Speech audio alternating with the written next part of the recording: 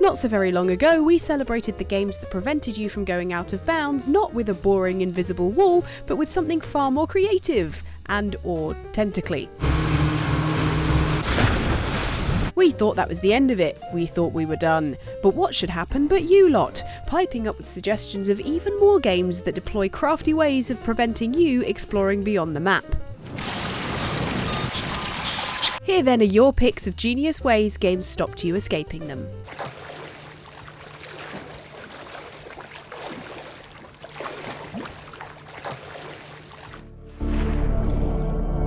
Detecting multiple Leviathan class life forms in the region.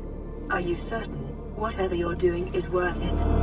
In our previous video, we mentioned Crysis had both an inventive, stabby-toothed way of keeping you off the edge of the map, and praised the game's underwater environment as, quote, perhaps the single most beautiful ocean environment ever seen in a game. Crysis has perhaps the single most beautiful ocean environment ever seen in a game. Quite. Well, don't we feel like prize clowns now, because as so many of you pointed out in the comments, Subnautica has Crysis beat on both counts.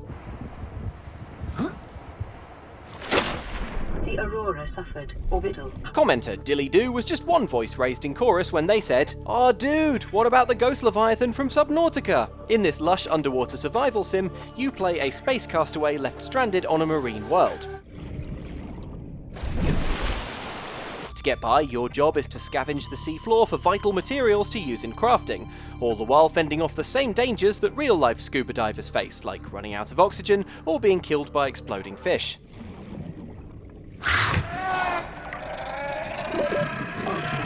Eventually, you'll craft much more advanced equipment and even bases in these eerie, immersive undersea biomes, assuming that A, you can keep playing Subnautica despite frequently getting that feeling you get when you swim in the sea and realise you've swum too far out to touch the ground and suddenly all you can think about is sea monsters.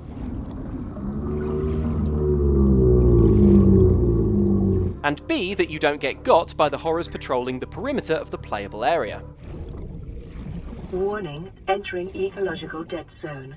Adding report. This barren waste is known as the crater's edge. There's not much for you to find this far out, but there is something bound to find you, a ghost leviathan. These gigantic aquatic predators have many fascinating features. For instance, they're bioluminescent, grow to a staggering size, and have somehow mastered the art of shrieking underwater.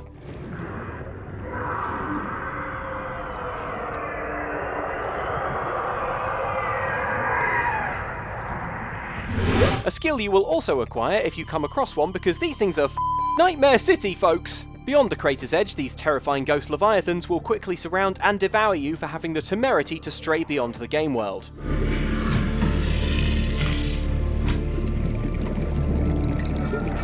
Not that you'll want to try this more than once, because holy crap, how is it possible that something this massive and this glowing can sneak up on you? Turns out all our fears about deep water were entirely grounded. This is why we have swimming pools, people, so we don't have to put up with this sort of rubbish.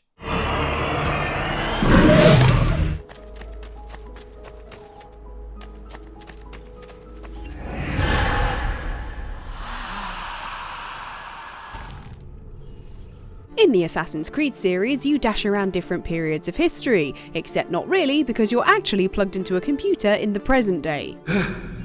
I told you he'd be fine. You play through the memories of various assassins with the help of the Animus, a kind of History Channel version of the Matrix. This provided a wonderful excuse for not letting you run off and do what you want, as commenter Necrowode points out. Assassin's Creed, your ancestors didn't go there, disintegrate the world. Yes, to prevent you from escaping the game boundaries, developers could cite the fact that the character you're controlling through the Animus did not go there, so the data doesn't exist.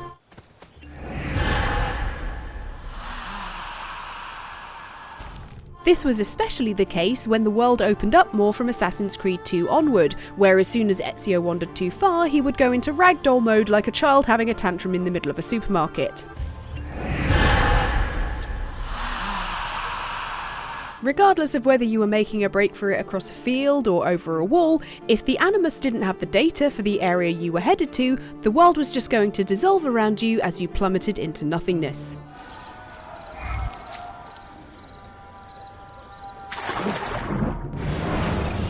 This very visual representation of does not compute would respawn Ezio elsewhere within the map, with the game hoping that you'd got the message to stay in your lane. If you chose to ignore that message and were still determined to find out what lay beyond and try to make an escape by water, the Animus was still one step ahead.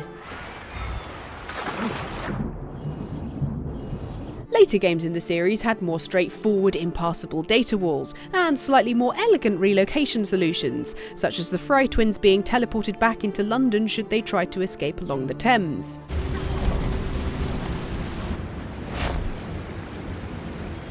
But truly, nothing is quite as memorable as watching a deadly assassin suddenly forget how his limbs work.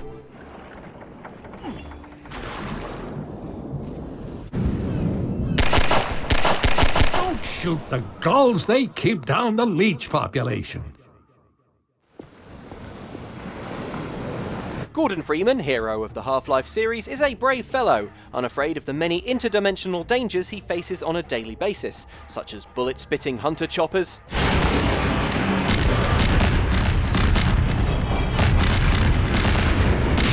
head crabs, or Combine Army troopers, although to be fair they do more or less take care of themselves.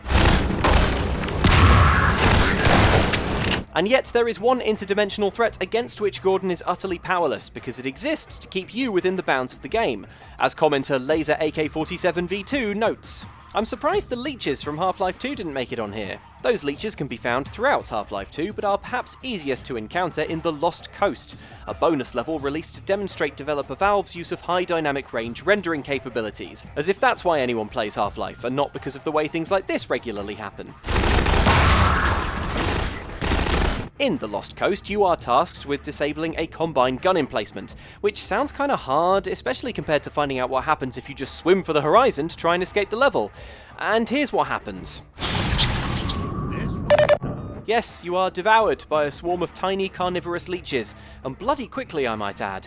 Come on leeches, can't we be friends? Just because we're from different dimensions doesn't mean we have to eat each other.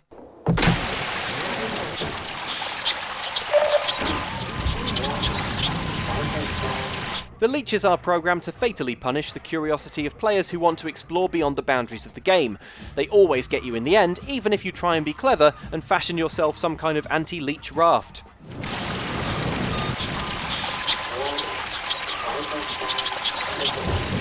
Okay, seems there's no way to avoid these leechy boys. Guess we may as well do what this kindly old fisherman wants and rid the town of Combine artillery. Got the key right here. Although, I mean, if you're just going to leave a harpoon there, that looks like it would skewer a leech. Alright, you bloodsuckers, get ready for round 4.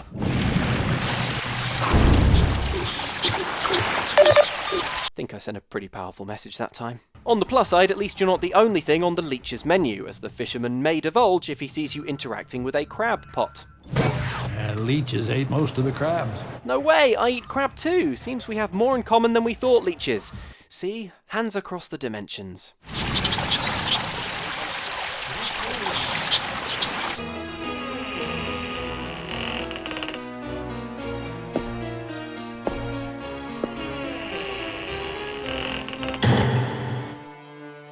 If your game is a horror game, you can lock doors with something other than a key.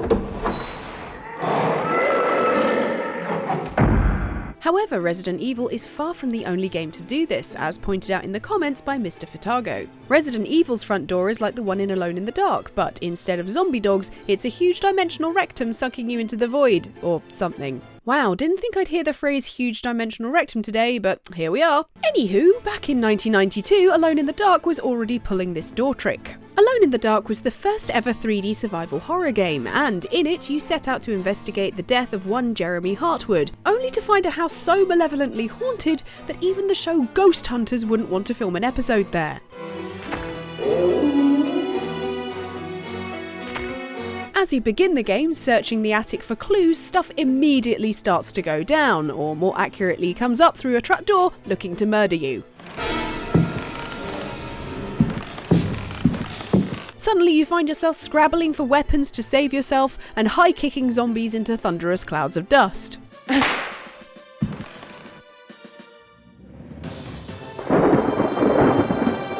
understandably your first thought would probably be, how do I get out of this nightmare bit of real estate? Then you'd decide to get to the front door as fast as you can, which isn't very fast because you have to fight demon dog things, avoid demonic bath jellyfish, and kill purple hell creatures with mirrors.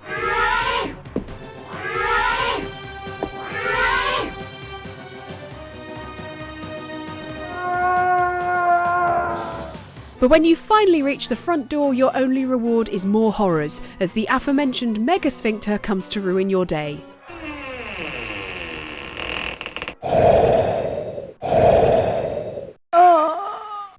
Let's not think too hard about where that ends up. This land does not love men. You are marked. You cannot cross the ghost fence wearing that.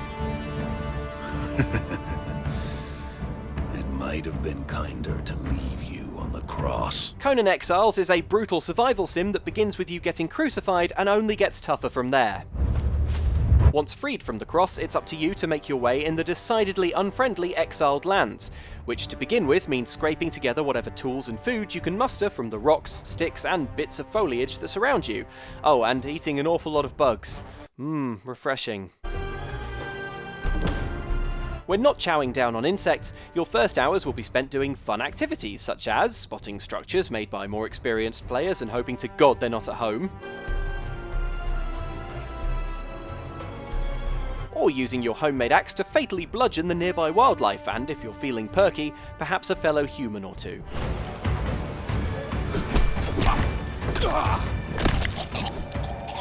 After all, you'll need their stuff if you're going to eventually craft up some superior weapons and better clothing, criminal though it may be to hide abs this glorious away in what looks like a potato sack that got left out in the sun. Good news though, there is one garment you start the game with that is fancy enough to match your glistening pectorals, and that's a bejeweled bracelet.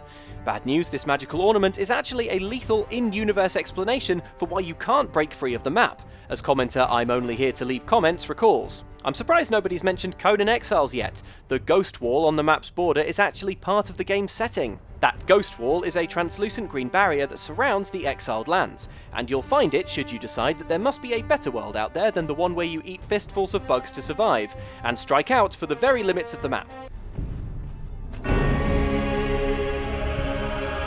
You may not know why you've got that mystical bauble round your wrist, but try to get past this barrier and you'll certainly find out what it's for.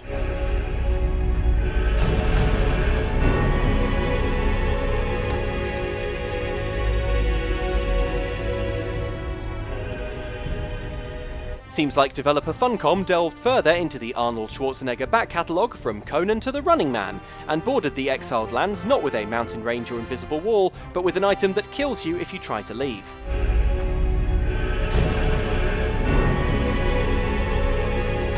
Actually removing the bracelet so your character can get free is the end point of Conan Exiles, something that will take many, many hours of questing, although we're not sure why. Looks like the option to take it off straight away is right there in the pause menu. Ah, my head popped off. Well, that's going to make the rest of the game harder. Did you see the size of the bite that lurker shark took out of the fisherman's boat? We best stay way clear of them.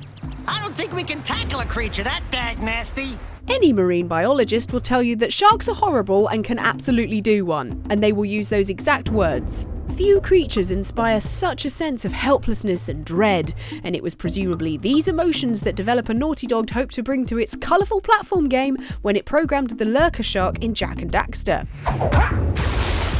The lurker shark does exactly what you'd expect of a shark on a list about games that stop you escaping. It stops you escaping the game, and it does this by eating you. But what's memorable about the lurker shark isn't what it does, but the sound that accompanies it, as Diogo Pires clearly remembers. The lurker shark from Jak and Daxter. That sound still haunts me to this day. Swim too far from the centre of the game in Jak and Daxter, and you'll hear the game's chill, peppy soundtrack replaced by an anxious heartbeat. Your audio cue to turn around ASAP because things are gonna go bad. The nerve-jangling sound of the lurker shark's approach is burned permanently into the brains of anyone who tried to break free of Jak and Daxter's hub worlds. So if you're now watching this video and hearing it for the first time in years, we can only apologise. Although while we're facing old video game horrors, how about an experiment to see what happens if we also add in the music that plays when Sonic the Hedgehog drowns? Oh, my heart explodes. Good data.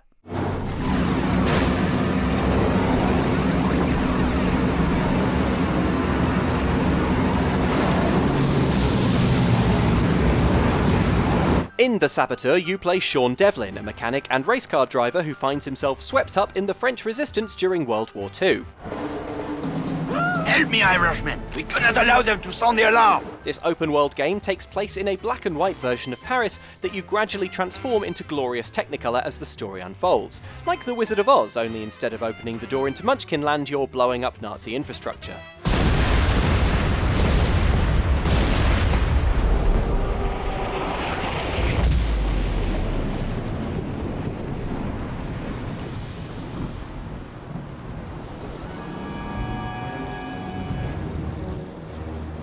And instead of a tin man, there's a tin ear for accents.